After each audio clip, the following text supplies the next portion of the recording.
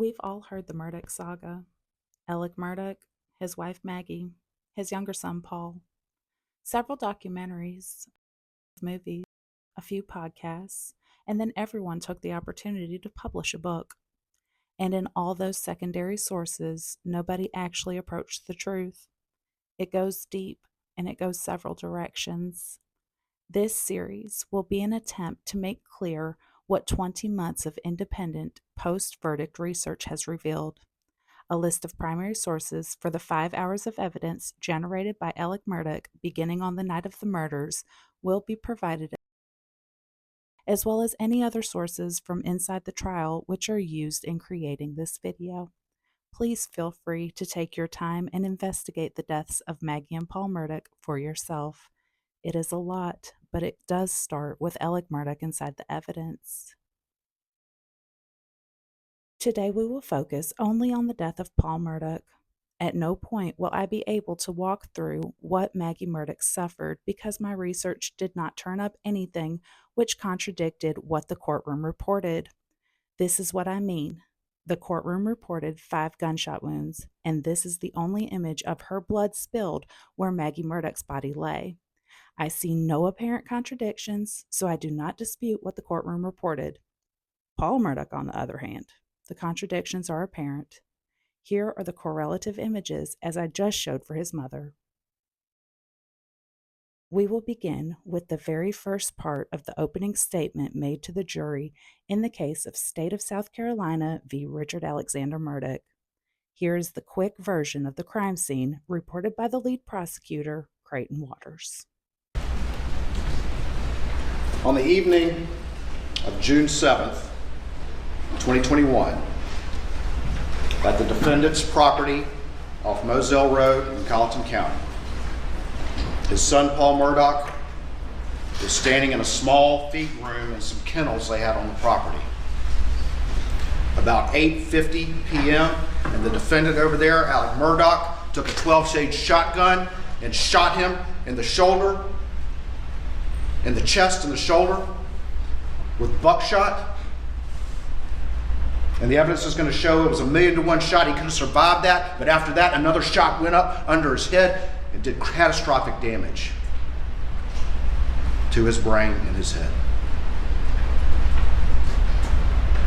The evidence is going to show that Paul collapsed right outside that feed room. And just moments later,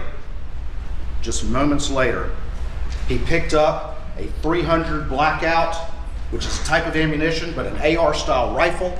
And the evidence is going to show that the family had multiple weapons throughout the property, picked up that .300 Blackout rifle, and opened fire on his wife, Maggie, just feet away near some sheds that used to be a hangar. Pow, pow. 2 shots, abdomen and the leg, and took her down. And after that, there were additional shots, including 2 shots to the head that again did catastrophic damage and killed her instantly. The evidence is going to show that neither Paul nor Maggie had any defensive wounds. Neither one of them had any defensive wounds, as if they didn't see a threat coming from their attacker. Now, allow Alec Murdaugh to tell you a secret 3 days after the deaths of his wife and son. Well, I'm going to tell y'all this, even though I think it's kind of crazy. I was certain that I heard them pull up. I mean, I was positive that I heard, and people don't just come out there. We don't get like passed through. I was certain that I heard them pull up, but they didn't. Okay. Well, if you heard something pull up, what did it sound like? I can't tell you what it sounded like. I just know that I thought that my wife had pulled up, or that Paul had pulled up. Would it have been the buggy that she normally drives, or would it be a car? No. I had the impression that a car pulled up. Okay. And had you woken up by that time, but hadn't left for your mom's? Yep. Okay. But it wasn't much time in between there because I left pretty damn close it wasn't much time between me waking up and me leaving the house. Okay. And when I went outside, you know,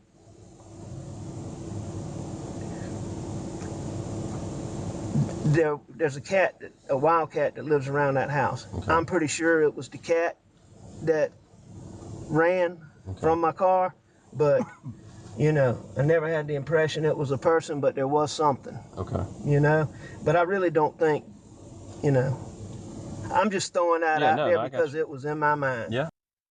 Let's listen to him whispering again from inside the courtroom. Let us hear what the defendant is telling us.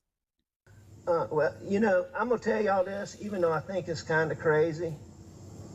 You know, I was certain that I heard them pull up. I mean, I was positive that I heard, and people don't just come out there. You know, we don't get like passed through. I was certain that I heard them pull up, but they didn't. Okay. The defendant told you that he thought he heard somebody pull up, but they didn't? Yes, sir. And that was before, according to him, he left the house. Is that correct? That is correct. Well, if you heard something pull up, what did it sound like? You know, I can't tell you what it sounded like. I just know that I thought that my wife had pulled up, or that Paul had pulled up. Would it have been the buggy that she normally drives, or would it be a car? No, I had the impression that a car pulled up. Okay. You know, and had you woken up by that time, but hadn't left for your mom's? Yep. Okay. But it wasn't much time in between there because I left pretty damn close. It wasn't much time between me waking up and me leaving the house. Okay.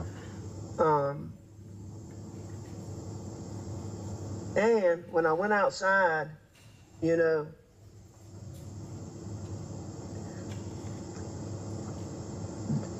there's a wild cat that lives around that house. Okay. I'm pretty sure it was the cat that ran from my car, but you know, I never had the impression it was a person, but there was something. Okay. You know? At this point, the defendant tells you something about a wildcat running. He wasn't sure if it was a person.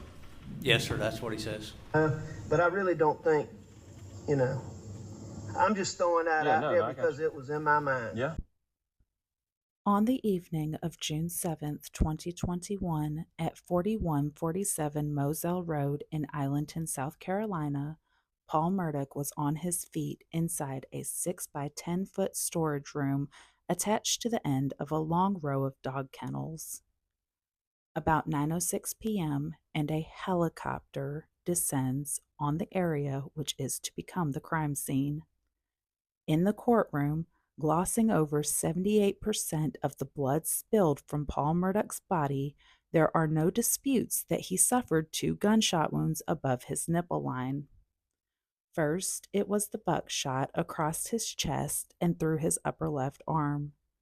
The blood inside the storage room shows that shot with the cone-shaped spatter left on the floor and pellet holes through the window in the back wall of the storage room. Paul Murdaugh's blood shows that the buckshot wound bled several times inside that storage room, as the undisclosed 78% of blood sources were created on his body.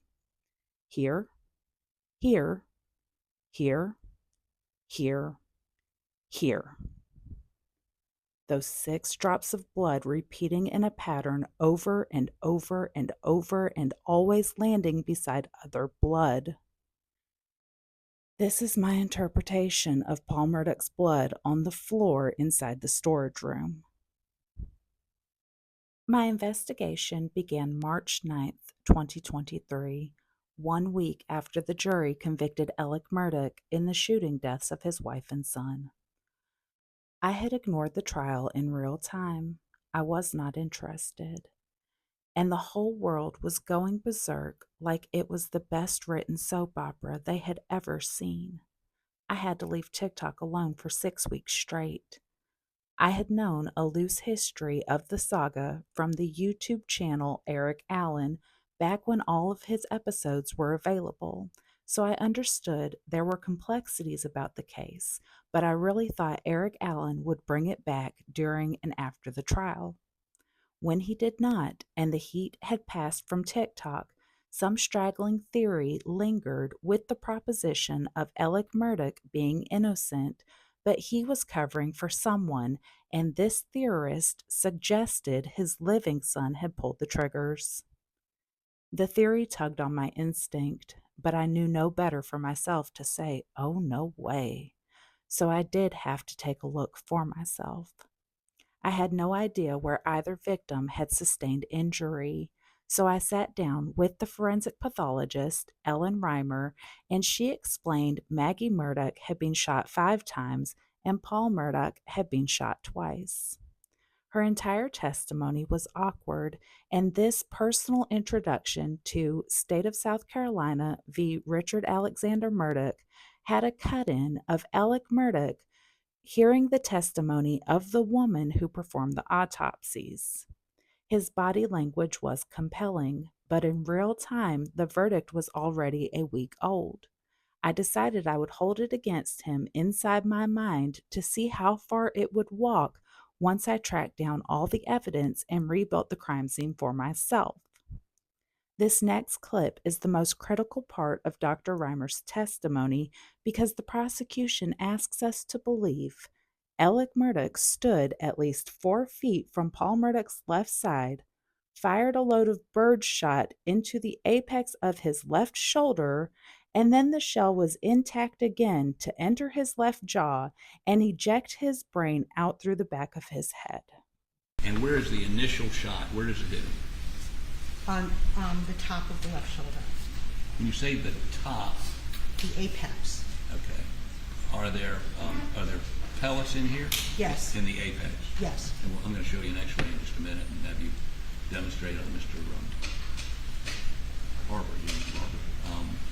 where that hit, and there's shot in here. Yes. And you indicated you thought his chin was bent to the Yeah, left. this is something that I believe not necessarily have to be bent, but I do think it was at least tilted in this direction. The reason being, if this is in a horizontal direction and then goes through his cheek, let's say he's just your head up, okay? And let's say it's just going through here, and it would just kind of hit like over this side of his head, okay? But meanwhile, it's kind of over here. So, and then the exit wound is back there. So at least we have a little bit of directionality like this. I don't know, if he was completely turned to the left, it would have gone through his face. But I think it makes the most sense knowing that a wound travels in a straight line, basically. Of course, these are pellets, so there's going to be a lot of destruction. But the fact that his face was spared from damage indicates to me that he had his head somewhat turned, or I don't know exactly how much, but that it kind of coursed the top of the left shoulder into this left, neck, cheek area, and then exited the back of the head on the top. Let me find the X-ray pictures while he's standing up there.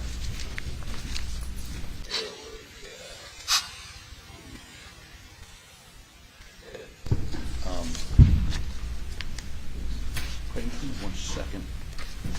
Excuse me, Dr. Murdaugh.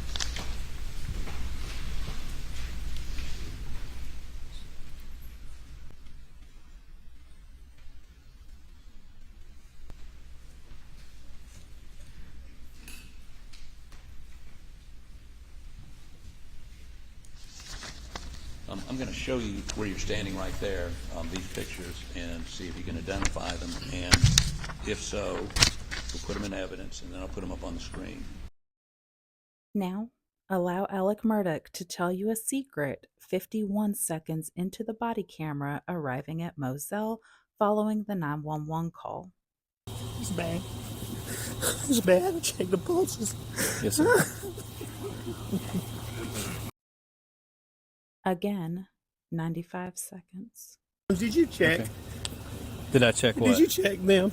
We got medical guys that are that's what they're gonna do. Okay. Again, 202 seconds. I'm not even checking, and they're dead. They are dead, aren't they? Just turn on those. Yes, sir. That's what it looks like.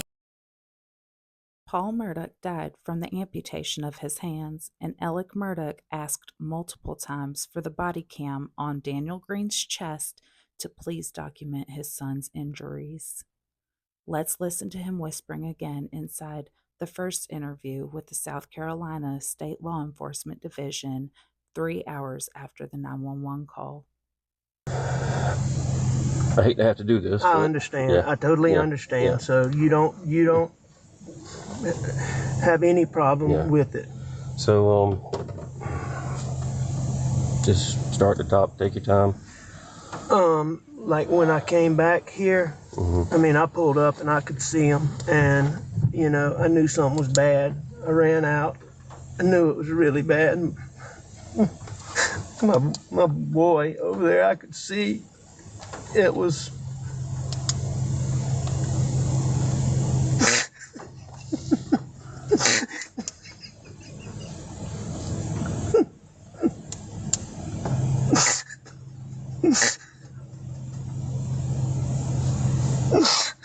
Sorry.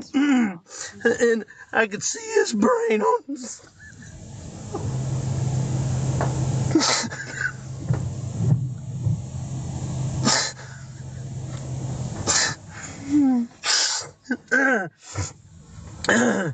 And I ran over to Maggie, and actually, I think I tried to turn Paul over first. I tried to turn him over, and I don't know, I figured it out. His cell phone popped out of his pocket. I started to try to do something with it, thinking maybe, but then I put it back down really quickly. Then I went to my wife, and I could see.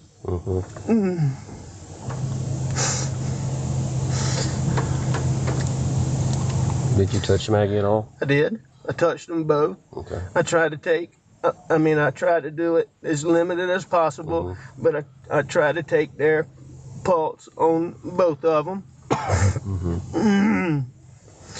And, I called 911 pretty much right away, and she was very good.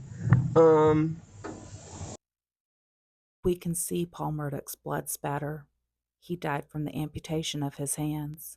But this third blood spatter, the way Paul Murdaugh's phone popped out of his pocket from the slack in the fabric, the way his shorts were not buttoned, the V shape is the left and right testicular veins in Paul Murdaugh's scrotum. Let us hear the defendant whispering as he testifies in his own defense. What did you do when you went up to Paul at some point in time?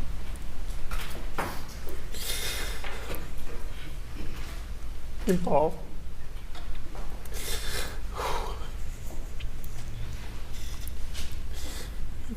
Paul was so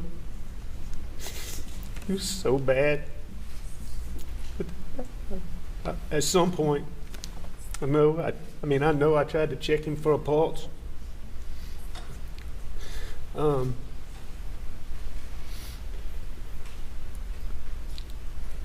I know I tried to turn him over. When you say you tried to turn him over, why were you trying to turn him over? I don't know. I don't know why I tried to turn him over. Me and my boys laying face down. And he's done the way he's done. His head was the way his head was. I could see his brain laying on the sidewalk. I didn't know what to do. I tried to turn him over. So I grabbed him by the belt loop and tried to turn him over. And when I did, his phone popped out. His phone popped out. And I just picked it up and I put it right back there. Do you have any idea how it popped out? I know it came out of his pocket when I pulled on his belt loop. When I pulled him to turn him over, and it just popped out. And I mean, it popped right beside him. It sat right beside him. Were you able to turn Paul at all? I mean, I didn't. I don't know if I was able to. I didn't turn him over. No. What side of the on what side of Paul were you when you were doing this? I was on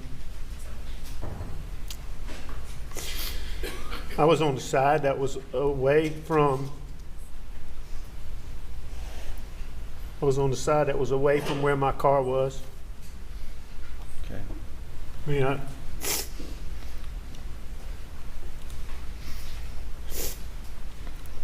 What'd you do with the phone? I put it back on Pawpaw. Do you know if you put it, you know which way it was pointing, upside down, downside, anyway? I couldn't tell you anything about it. I know his phone popped out. I picked it up and I put it back on him. Paul Murdaugh suffered 2 gunshot wounds as reported by the courtroom.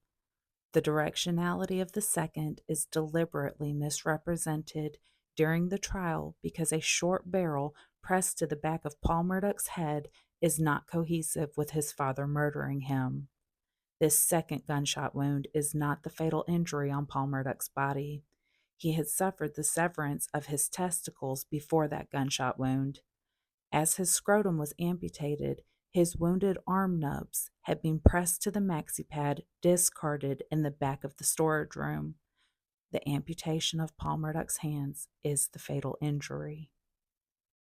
His arms had been bound below the elbow with tourniquet bands to lessen the blood loss when the chainsaw dropped on his handcuffed forearms before Paul Murdaugh had suffered the loss of his mother.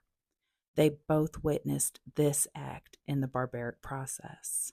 The courtroom did report Maggie Murdaugh was running to her baby when he had been shot, but given the extent of Paul Murdaugh's discernible injuries, it is safe to say his adrenaline being ramped up is the payload, and the loss of his mother is part of that process. The 4 injuries suffered by Paul Murdaugh in the deep part of the storage room were his thyroid and parathyroid glands being cut and ripped from his neck. His abdomen was cut once to remove his left adrenal gland. His abdomen was cut again to remove his pancreas and his right adrenal gland. His scrotum was harvested. The gun to the back of his head put him out of his misery, but exposed his brainstem, where the hypothalamus, pineal gland, and pituitary glands are located. The totality of these injuries is a complete human endocrine system. Adrenaline. Chemically processed by ferric chloride, it becomes a shelf-stable product called adrenochrome. Alec Murdaugh on trial for the shooting deaths of his wife and son is a farce. South Carolina's Attorney General, Alan Wilson, is well aware of the wrongful prosecution and conviction of Richard Alexander Murdaugh. When an independent investigation reveals the crimes against humanity unfolding quite clearly inside the courtroom he is conducting, Alan Wilson knows the chainsaw will fall in his hands. He plugs the appropriate billionaire after the verdicts have been secured. You know, Winston Churchill said, democracy is the worst form of government except for every other kind. I kind of want to adopt that and say we may have the worst criminal justice system in the world, but it's better than every other kind that there is. And our criminal justice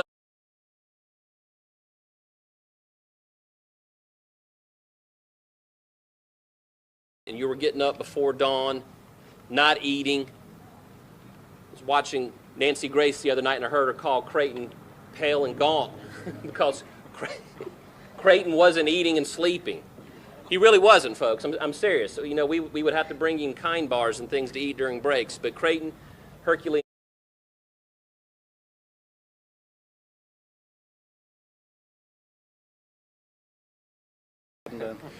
And I have been eating more than Kind bars every now and then. But, and I'm sure that's a nice plug for Kind. But anyway. Guys, I'm here to talk about a very, very important message, like an important topic that is close to my heart. I've been thinking about it for quite a while, and it's kind of like important that we talk. This is Daniel Lebetsky, founder and CEO of Kind Brand Snacks. Daniel Lebetsky is how we can learn more about the adrenaline harvesting industry. His book was published in 2015. We will walk with him to find the helicopter pilot, the butcher, and the link back to the bank accounts of Richard Alexander Murdaugh inside South Carolina in our next episode.